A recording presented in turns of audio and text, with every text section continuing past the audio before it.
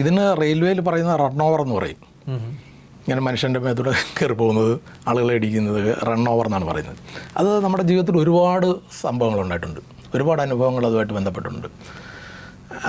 എന്തിനാണ് ഈ ആളുകൾ പിന്നെ ഈ ഭൂമിയിൽ ഇത്രയധികം സ്ഥലം ഉള്ളപ്പോഴത്തേക്ക് എന്തിനാണ് ഈ ആളുകൾ റെയിൽവേ ട്രാക്കിൽ കൂടെ തന്നെ കയറി നടക്കുന്നതെന്നുള്ളതാണ് നമുക്ക് തീരെ മനസ്സിലാകാത്തത്. കാരണം റെയിൽവേ ട്രാക്ക് എന്ന് പറഞ്ഞു കഴിഞ്ഞാൽ അത് ട്രെയിനിന് വേണ്ടി മാത്രമുള്ളതാണ്, വേറെ ഒന്നിനും വേണ്ടിയിട്ടല്ല. അതൊരു പ്രൊഹിബിറ്റഡ് ഏരിയയാണ്. അപ്പം ആ സ്ഥലത്തേക്ക് അത് ട്രസ്പാസിങ്, അങ്ങ് റെയിൽവേ ട്രാക്കിലേക്ക് കയറുന്നതിന് ട്രസ്പാസിങ് എന്നാണ് പറയുന്നത്. ട്രസ്പാസ് ചെയ്യുന്നത് കുറ്റകരമാണ്, ശിക്ഷ കിട്ടേണ്ട പരിപാടിയാണത്.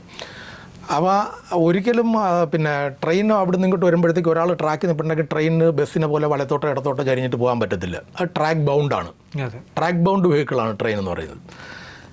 അതുകൊണ്ട് തന്നെ ഒരുപാട് സാഹചര്യങ്ങളിൽ നമ്മളുടെ മുമ്പിൽ ഇങ്ങനെയുള്ള ആൾക്കാർ, ചിലർ ഏറ്റവും വലിയ പ്രശ്നം ഈ മൊബൈൽ ഫോൺ വെച്ചുകൊണ്ട് സംസാരിച്ചുകൊണ്ട് ആൾക്കാർ പോവുകയാണ്. ഇപ്പോഴത്തെ വളരെ ഏറ്റവും കൂടുതൽ നമ്മൾ ശ്രദ്ധിച്ചിരിക്കുന്നത് തീരെ കാമുകിയെ വിളിക്കുന്നു, അപ്പോൾ ലോകം മുഴുവൻ മറന്നു പോകും അല്ലേ? എല്ലാം മറന്നിട്ടാണ് കാമുകിയെ വിളിക്കുന്നത്. അതെ, പരിസരം മറന്നു വിളിക്കുകയാണ്.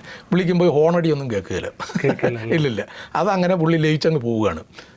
മൊബൈലിലാണ് ഇപ്പോൾ ഒരുപാട് പേര് മരിക്കുന്നത്, ഇപ്പോൾ മൊബൈലിലാണ്. പിന്നെ ചിലർ അബദ്ധത്തിന് കർവിലൊക്കെ വരുന്ന സമയത്ത് ഒരു സെക്കൻഡ് ഒന്ന് നിന്ന് അങ്ങോട്ടോ ഇങ്ങോട്ടോ നോക്കിയിട്ട് ട്രെയിൻ, ജീവിതത്തിൽ ഒരു 4 സെക്കൻഡ് ഇവർക്ക് ചിലവാക്കാമല്ലോ. ഒന്ന് നിന്നിട്ട് അപ്പുറത്തുനിന്ന് വണ്ടി വരുന്നുണ്ടോ ഇപ്പുറത്തുനിന്ന് വണ്ടി വരുന്നുണ്ടോ നോക്കുകയില്ല, നേരെ ട്രാക്കിലേക്ക് കയറണേന്ന്.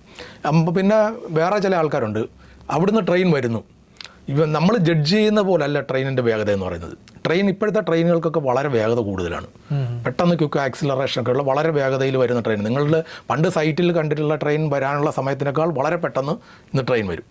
അപ്പോൾ ഇവർ ട്രെയിൻ അടുത്ത് വന്നു കഴിഞ്ഞാലും എന്ത് ചെയ്യും, എങ്ങനെയെങ്കിലും ചാടി അപ്പുറത്ത് രക്ഷപ്പെടാമെന്നുള്ള രീതിയിൽ ഇവൻ ഇപ്പുറത്തോട്ട് ചാടി ആ ട്രെയിനിൻ്റെ മുമ്പിൽ നിന്നും സാഹസികമായ രീതിയിൽ പുള്ളി രക്ഷപ്പെട്ടു. പക്ഷേ നേരെ ചാടുന്ന അപ്പുറത്തെ ട്രാക്കിലേക്ക്, അതിലൂടെ വേറൊരു വണ്ടി വരുന്നുണ്ടാവും. അപ്പോൾ പുള്ളി ഈ ട്രെയിൻ മാത്രമേ നോക്കുന്നുള്ളൂ. അങ്ങനെ നേരെ സ്വർഗത്തിലേക്ക് പോകും. ഇപ്പുറത്ത് നിന്ന് സാഹസികമായിട്ട് രക്ഷപ്പെട്ടയാൾ നേരെ മുകളിലേക്ക് പോകുന്ന അവസ്ഥ. അങ്ങനെ ഒരുപാട് സാഹചര്യങ്ങൾ നമ്മൾ കണ്ടിട്ടുണ്ട്.